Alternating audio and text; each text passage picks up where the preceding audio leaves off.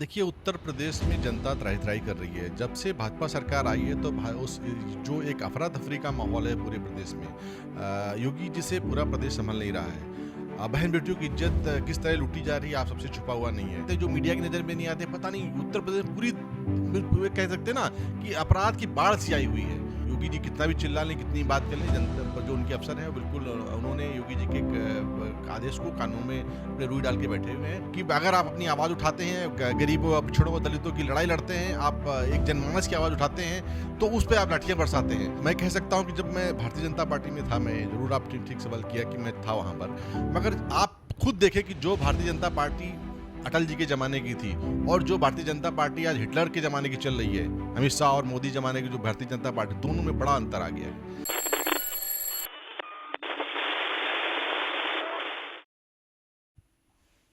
नमस्कार, मैं रजत। आप देख रहे हैं जनता फोरम। आज हमारे साथ बातचीत करने के लिए बहुत ही खास मेहमान सपा के वरिष्ठ नेता अनिरुद्ध सिंह चंदेल जी हैं। चंदेल जी, पहले तो जनता फोरम में बहुत बहुत स्वागत है। धन्यवाद, आपका बहुत-बहुत आभार। आप आए और हमारा आज इंटरव्यू लेने के लिए, हमसे बात करने के लिए, उसके लिए बहुत-बहुत आभार। शुक्रिया अनिरुद्ध जी। अनिरुद्ध जी, बात करते हैं उत्तर प्रदेश की कानून व्यवस्था पर। आप देख रहे हैं कि साधुओं पे हमला हो रहा है, और आज की बात करें तो भाजपा कार्यालय के सामने किसी बिटिया ने आत्मदाह कर लिया। इस कैसे पूरे परिवेश को देखते हैं, क्योंकि हाथरस का इतना बड़ा कांड हुआ है जिस पे कानून व्यवस्था पे लगातार सवाल उठाए जा रहे थे। ऐसा लग रहा था कि हाथरस कांड के बाद कानून व्यवस्था संयमित होगी, मगर ऐसा कुछ देखा नहीं जा रहा है। आप क्या कहेंगे?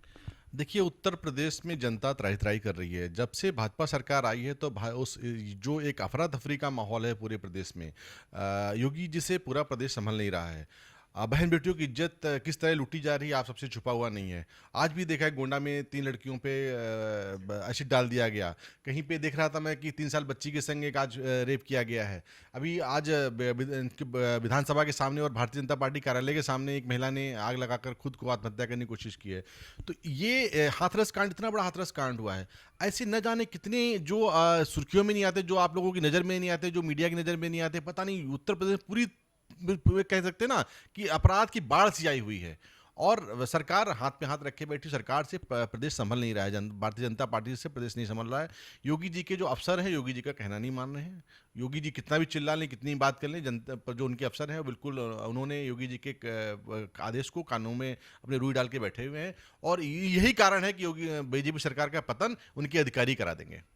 अनिरुद्ध जी, जैसे अपराध बढ़ रहा है और जब विपक्ष अपनी भूमिका में आता है या रोडों पे उतरता है, प्रदर्शन करना शुरू करता है, तो उन पे भारी भरकम लाठीचार्ज हो जाती है। क्या कहेंगे?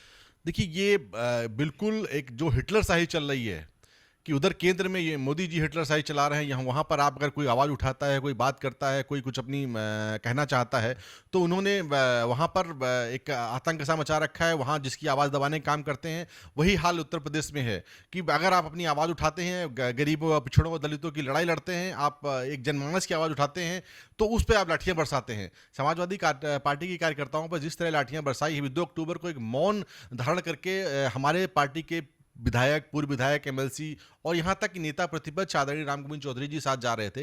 इतने सीनियर लीडर हैं, ये उनका ख्याल नहीं रखा गया। और ये जूनियरिटी का और सीनियरिटी का भी ख्याल नहीं रहा कि भाई एक सीनियर ने, चलिए आप छात्रों पे लाठी चलवाते हैं, नौजवानों पे लाठी चलवा देते हैं, मगर एक मुख्यमंत्री के नीचे की सीट वाला जब नेता प्रतिपक्ष जा रहा है वहाँ पर, और वो भी मौन धारण करके गांधी प्रतिमा के नीचे उनको पुष्पांजलि अर्पित करना था, आपने उनको उठाकर जेल ले जाके बस में डाल के और जेल जाने के भेजने का काम कर रहे थे। ये देखिए, इनका अंत है। ये इनका जितनी इनकी वो है ना, लाइक बहुत ज़्यादा जो अन्याय है, जो एक जो इनको करना चाहिए योगी जी को, कि बिल्कुल एक ऐसा माहौल पैदा कर दिया है कि हिटलर शाही जो चल रही है, उस दहशत भी नहीं, इन्होंने काला कानून जो बिल्कुल ऐसा ला के कि पुलिस के डंडे पर जो चाहेंगे करा लेंगे, वो करने की कोशिश कर रहे हैं। और जिस तरह लाठियां बरसा रहे हैं, मगर ये समाजवादी लोग हैं, समाजवादी लोग डरने वाले नहीं हैं। वो हमेशा ऐसे ही गरीब, पिछड़ों, दलितों की आवाज़ उठाते रहेंगे, और जहां तक होगी, चाहे लाठी डंडे बरसाएं, चाहे जेल भेजे करें, इनकी जेल की जगह कम पड़ जाएंगी, इनकी जेल की जगह कम पड़ जाएंगी, मगर समाजवादियों का जोश जुनून कम नहीं होगा। अनिरुद्ध जी, अगर बात करें 2016 की, तो उसके पहले आप भी इसी सरकार का हिस्सा थे और विधान परिषद कैंडिडेट भी रहे हैं आप। फिर आप समाजवाद की तरफ आ गए, क्या कारण रहा?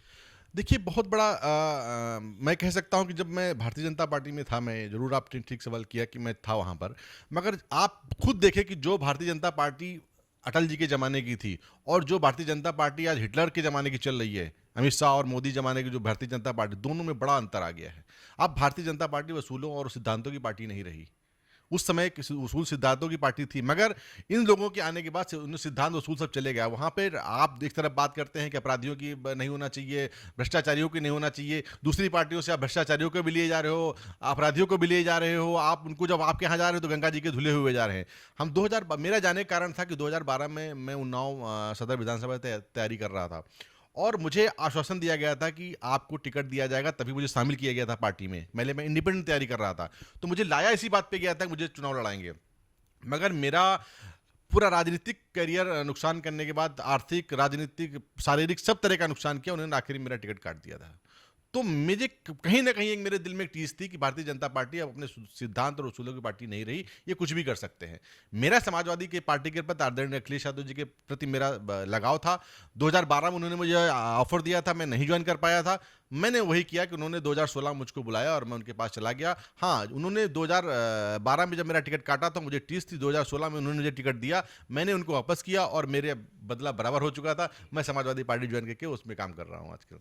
अनिरुद्ध जी, आप उन्नाव से आते हैं और बांगरमऊ सीट, जो उन्नाव की सीट है, उस पे री इलेक्शन होने वाला है। क्या तैयारियां हैं उस री इलेक्शन को लेकर? देखिए, बांगरमऊ सीट समाजवादी पार्टी की है और वहाँ बहुत बार जीती है, और वो जो वहाँ का वोटर है वो भी जानता है, उसका रुख भी जानता है कि वो समाजवादी जो मताधिकार मत देने वाले लोग हैं वो भी जानते हैं कि यहाँ का रुख पूरा समाजवादी पार्टी की है। समाजवादी पार्टी चुनाव 2000 जो उपचुनाव आ रहा है कि 20 का भी जो 3 नवंबर को होने वाला है, इस 3 नवंबर को समाजवादी पार्टी कोई भी प्रत्याशी देते हैं। आज बैठक थी यहाँ पर प्रदेश कार्यालय पर, और सारे प्रत्याशियों को बुलाया गया था और उनको बताया गया है कि पार्टी जो भी राष्ट्रीय अध्यक्ष जी आदरणीय अखिलेश यादव जी प्रत्याशी दे देंगे, सभी लोग मिलकर चुनाव लड़ाएंगे उसको और जिताकर सदन भेजने का काम करेंगे। क्योंकि समाजवादी सीट है वो, और समाजवादी मत के साथ समाजवादी के उसके जो विचार हैं उनके संग चलने वाले लोग हैं, और आदरणीय अखिलेश यादव जी का कहना मानने वाले लोग हैं, जो चाह देंगे। हम ही सभी लोग खाली बैठे हैं,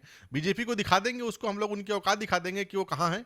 बहुत उनको घमंड आ गया है, बहुत गुरूर है उनको, उनके गुरूर को तोड़ना है। उपचुनाव में हम लोग उनके गुरूर को तोड़ देंगे। अनिरुद्ध जी, एक आखिरी सवाल कि जो ये उपचुनाव है, यही बिगुल बजाएंगे 2022 के चुनाव का। क्या लगता है किन मुद्दों पे चुनाव होने वाला है 2022 का? 2022 का चुनाव होगा विकास पे, क्योंकि जो आदरणीय अखिलेश यादव जी ने काम किया था अपने मुख्यमंत्री कार्यकाल में, गलती सिर्फ इतनी हुई कि हम लोग उनको अपने सच कामों को, सही कामों को बता नहीं पाए, और यह कह सकते हैं कि यह हुआ कि जनता गुमराह हो गई। हम लोग सच को सच नहीं बता पाए और वो झूठ बोलकर वहां पर पेश कर दिया और जनता को गुमराह किया। बट आपने जनता को 17 में गुमराह किया, आपने 2019 में जब लोकसभा में गुमराह किया।